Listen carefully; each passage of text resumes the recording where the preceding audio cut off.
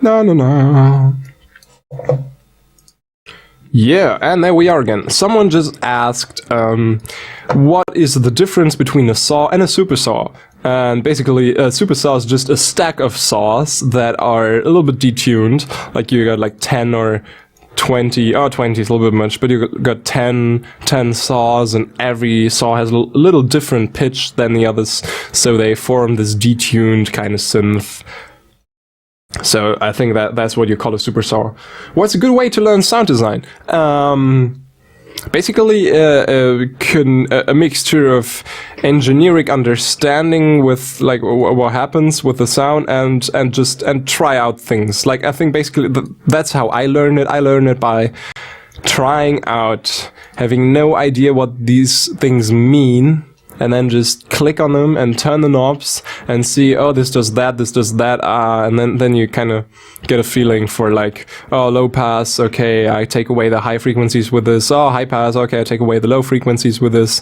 And then you kind of, when you aim for a certain sound, you kind of know what you need to get the sound that you hear in your head, sort of. So, like if I want to a plucky sound, then I'll basically want to take away the highs first, so I get something like doop. So it has high frequencies at the beginning, and at the end you got only low frequencies left. So I guess I'll need a low pass for that, and like make it go really fast, and then you automate this, and that's how I go about sound design. I guess I changed this preset. I moved that knob. I'm gonna reload the project because I think that was a crucial position. I don't want to mess it up. How do you manage to make every sound sit really well in the mix? Wait, let me just close the door of my room because I don't want my neighbors to get angry at me. To make your sounds sit well in the mix, you can. Yeah, for the mixing part, you need to EQ and compress it a little bit. Like if you have a synth sound, like for example this guy here. Oh, no, that is a fluent playback. I give you that. Let me fix that. Yeah, I gotta do these things again. I'm just gonna throw this out and throw this out as well, so we got some. Yeah, that's a tad better. So we got this guy over here. Now that's a plucky melody sound, and of course it's not a bass sound, so I give it a little bit more high frequencies because that's where it's at, and I take away all this low stuff here because I think in this mode we can compare what it would look like with and without the EQing. Like with the EQing, it's that's the brighter animation. So you got some stuff going on here that you don't want because you're gonna have a dedicated bass sound that has to be strong in this region, and this is just creating gibberish here that you want to cut away. And also in the region between 200 and 500 hertz, you got pretty much everything in the mix going on. Like every instrument, every voice has its main root key note frequency thingy in this region. So I like to take away a little bit there. To like equalize a little bit. Like you see this goes downwards. So I kind of want to make it, I don't want to make this absolutely linear because like that would sound horrible, but I kind of want to work a little bit against that to like, oh, there's high frequencies missing. I want this to sound fresher. So I'm gonna turn it up there, or oh, this has quite a peak in this region. Like this is quite the mountain here compared to that. So I'm just gonna take this down a little bit. Of course, you should not mix absolutely by the eye. Sort of, you should be able to kind of get that kind of stuff without looking at the analyzer sooner or later. But it helps a lot at the start. Is FabFilter really good? It is really good. Tuan Fu. Yeah, I noticed you. You should really consider lessons like Seamless. I would definitely love to learn from you. I would pay so much. Also, music theory. Are there certain books or tutorials you would recommend? I have no idea on any tutorials on that. I'm really sorry because I have never watched any. Concerning tutorials of music theory, the only thing I could say is get piano or guitar lessons or whatever.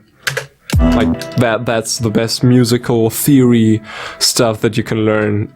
Except if your teacher is total bullcrap. Okay, now let's take a listen to this track and how far it has progressed already.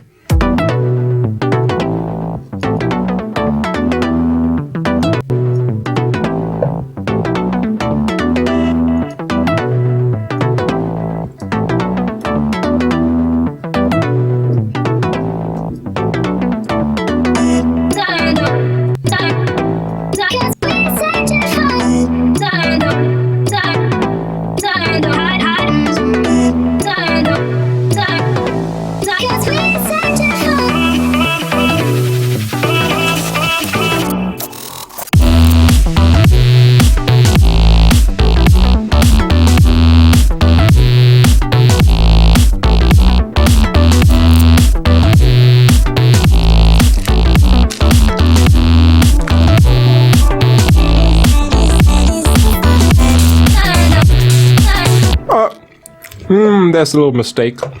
I was eating a chocolate bar, I'm sorry, but I had to interrupt to fix that pitch.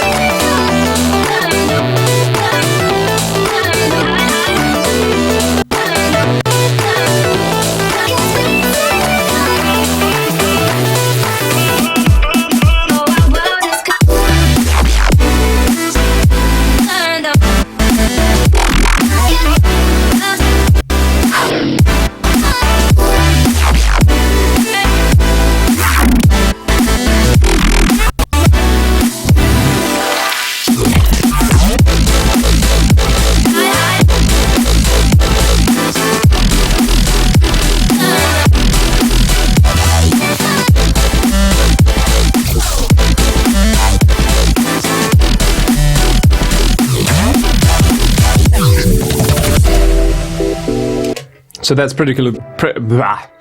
that's practically the first drop, and then the next part is just like this, the same as the intro, but with a synth solo over it. Somebody asked, "What's good piano VST?" Yeah, Alicia's Keys is like my favorite library, I think. If you want sort of a rusty upright piano, then the Addictive Keys library, I think they have an extension for an upright piano, and that has a really great sound for like mellow, dark, also cinematic, old school, retro kind of stuff.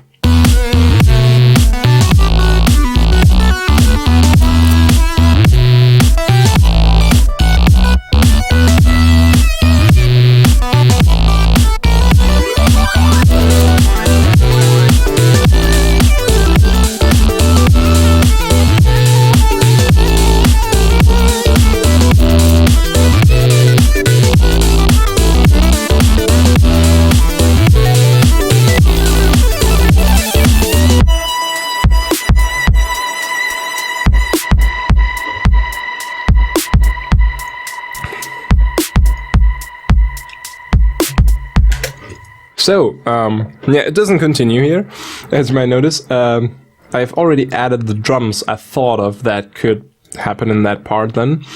Because like after the solo, it kind of goes up in reverb and stuff, and in a pad.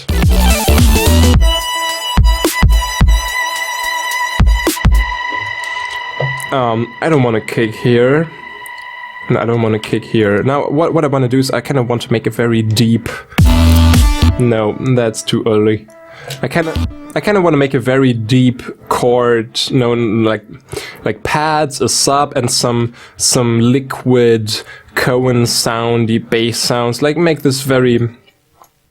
I don't know what this is gonna be. This has no fixed genre right now. So I'm just gonna do what I think is right. So I need a sub. First of all, do I have a sub? This is the next question. Do I already have one that I don't know of? Yes. I got this. But is he enough? Can he be our sub? Yeah, okay. I'm gonna give it a try. So, I kind of want an easy chord change in that next part. Pretty much the same chord change as in this part.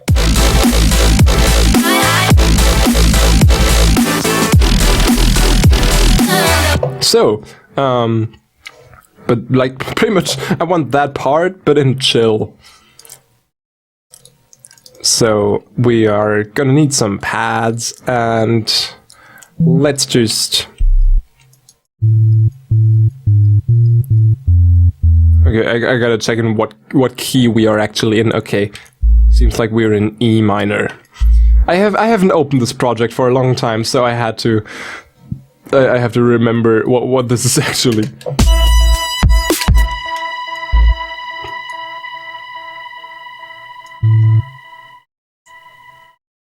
Da da dee da da. Oh yeah, of course, I should turn on the swing, since this has some swing, and we should not ignore that. Da dee da.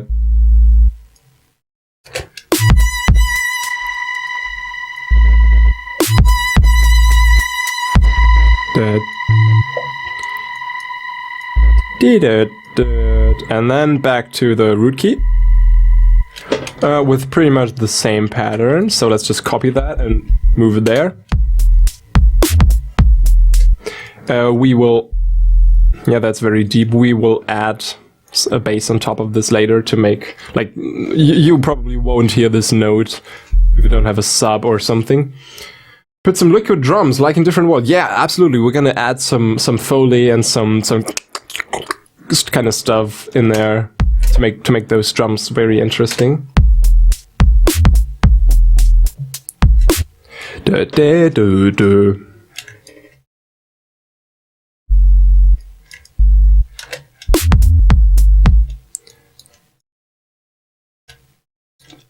Yeah, need a little fill here.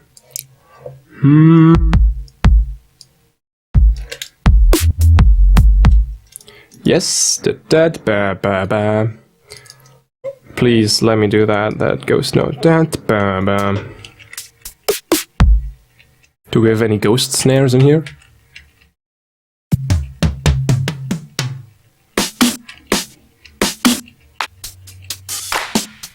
Yes.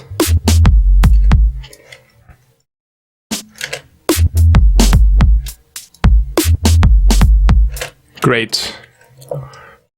That's what I wanted. Sidechain.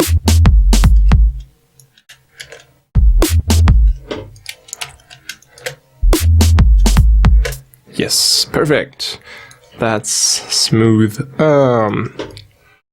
Since I've been doing some changes to this drum loop, I'm just gonna copy this part over here again. Yeah, I made a bunch of preset packs. Do you try to record some weird sounds from your mouth, like effects, etc.?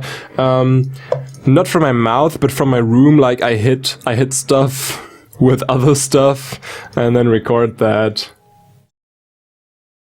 The Wikipedia thing was done by a lot of people. Just saying that.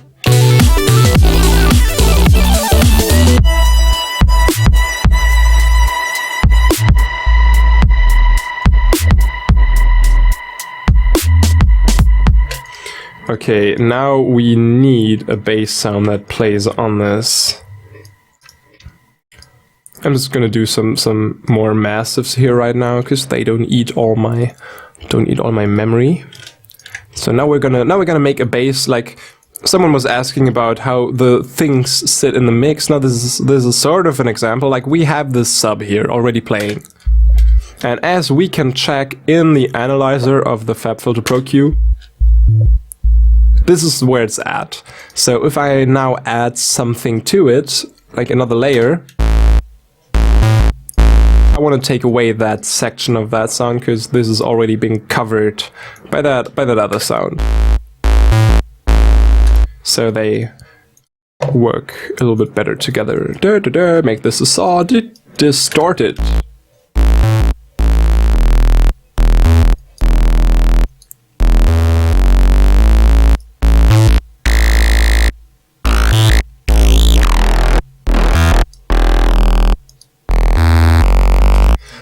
Trying to give it a little bit character. I got an interesting chain here that I usually use for my serum sounds, but we can also apply this to this bass sound, and let's see what happens.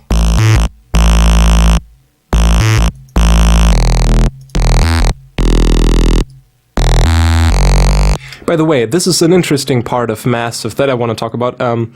This cutoff knob here is actually being moved up and down while you play notes. Like this is key tracking in this section down here, key track filter. This is tracking which key you're playing and is moving according to that. So you kind of have a...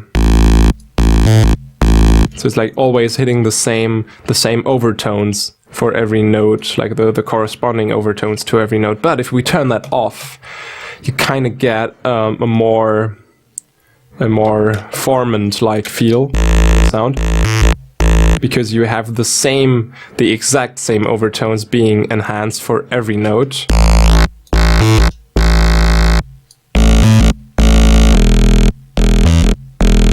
So this is without key tracking. And with key tracking you'll have... So this always kind of follows the... But I kind of like that other option sometimes a little bit more, because especially if you play like melodies.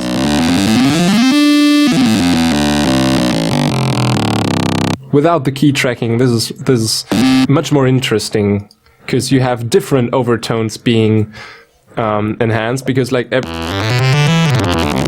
with key tracking it's kind of boring, because every note sounds the same. Because like, do you understand what I mean concerning the overtones? Like every note you play, like with a saw bass, it has these bunch of overtones, and this is not the real saw wave. This is through vocodecs and everything, but these are the overtones. And now if you have a filter that kind of enhances these and then turns down that, like that's your filter, like that's sort of what this band reject thing is doing. When key tracking is activated, what happens is if you play a low note, it's going to be... And then if you play a note higher, an octave higher, then this is automatically moving with the overtone. So you see that this spectrum is moving as well. So with key tracking, this is moving accordingly to what note you're playing, and without, you kind of have a more... Like, it sounds as if there's like a room that kind of makes this sort of... Now you always have this kind of formant on your sound, no matter what note you're playing. And sometimes that can give a nice character to your sound.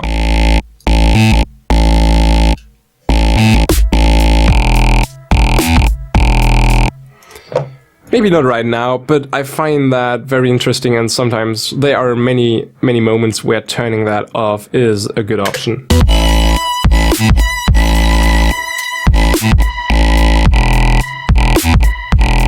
Yeah, right now, why not? That sounds kind of interesting.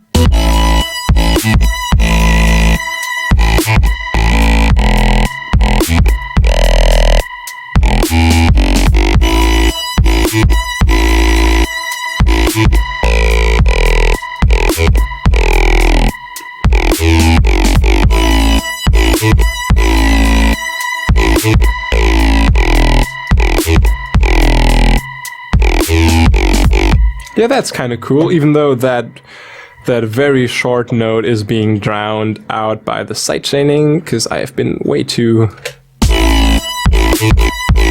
enthusiastic with the sidechaining lately, and I think I should turn it down at least a little bit, like in parts like this.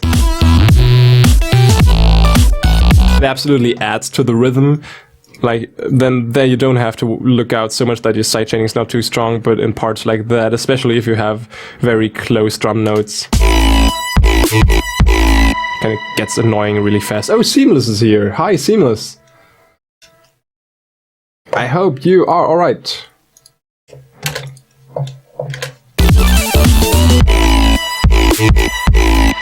So let's just, yeah, I have these samples on my trigger track, so I'm triggering my sidechaining with a dedicated sample. This is a white noise thing from a Vengeance pack in this case, but I usually like to use white noise, so I'm just gonna shorten these in this section. That's what I like with the trigger kind of way to do the sidechaining, that you can automate your sidechaining track to be like less strong or more strong, like just automate the volume of your trigger sample and you'll have different characters of sidechaining, so you can be a little bit flexible there. Always adapt to the situation. So now I'm gonna turn down the loudness of all these samples quite a lot, so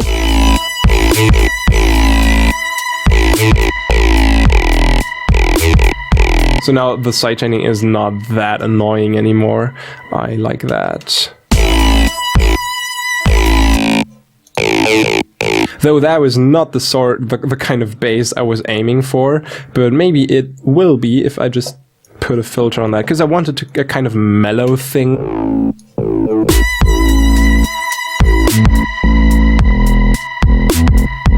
Something that a pad can happen on this sort of.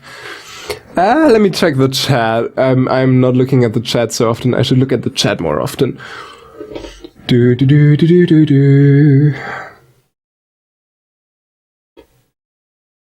No no no no no. People writing stuff. Oh, that's Kush.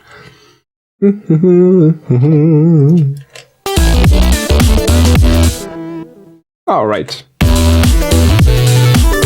Yeah, I highly enjoyed that remix. That you should all go and check out Seamless remix that he did of my track We're Not Alone. I think it is on his SoundCloud or something. So what I want to do now is I want some pads to add in here and to go with this chill part here. Where are they?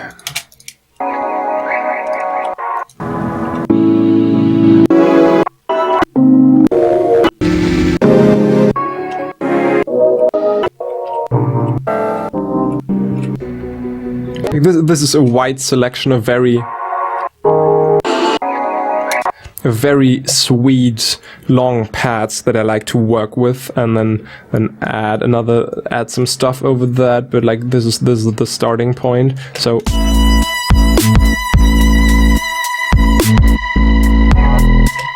yeah, I have to pitch it in place, of course. I'm kind of trying to apply the rhythm of that bass on this. Alright, that.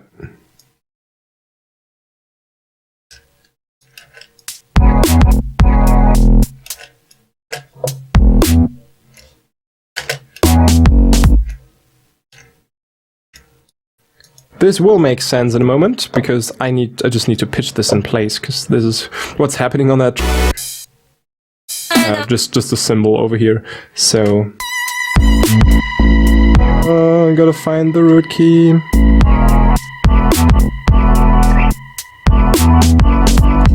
That kind of works, even though that is a fifth above.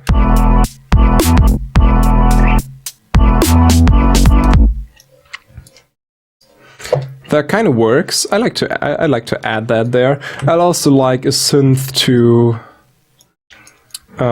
play actual chords and not just a sample. Maybe we can use the guy from up here.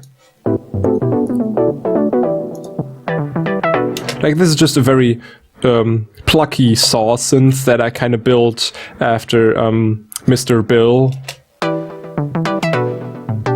Like that's sort of the funkiness that I wanted to have in there. It's got a little pitch attack here on both oscillators, like just a very short at the start, like really, really short. So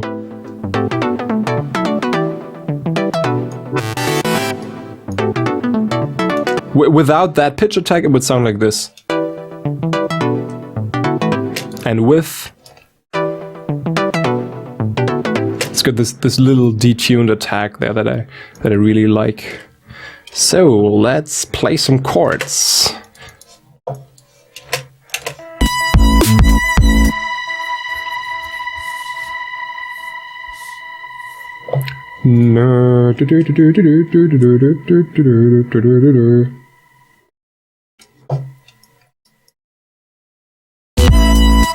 So this is A minor.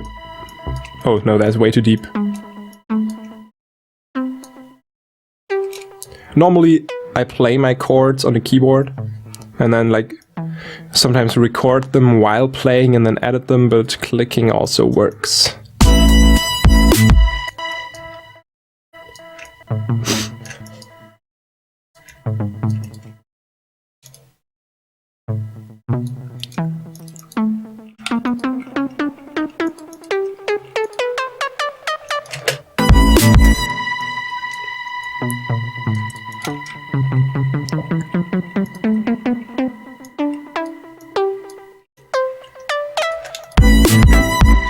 I kind of want to accompany, like, to follow that rhythmical pattern here. Da da da da da da da da da da, something like that.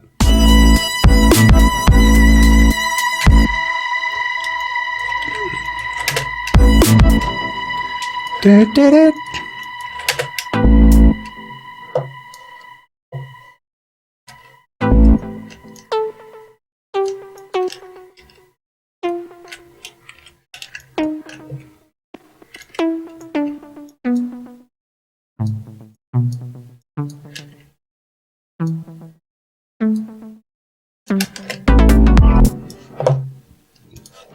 Maybe the bass should follow that as well.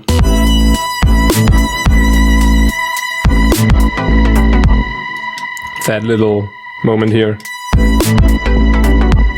Or, no, actually not. I like it better if it doesn't. I'm gonna mute this for a moment, because this is really annoying to have that reverb always kicking in there. Someone asks, do you mind playing the full tune, or maybe a clip of... Yeah, sure, in a moment.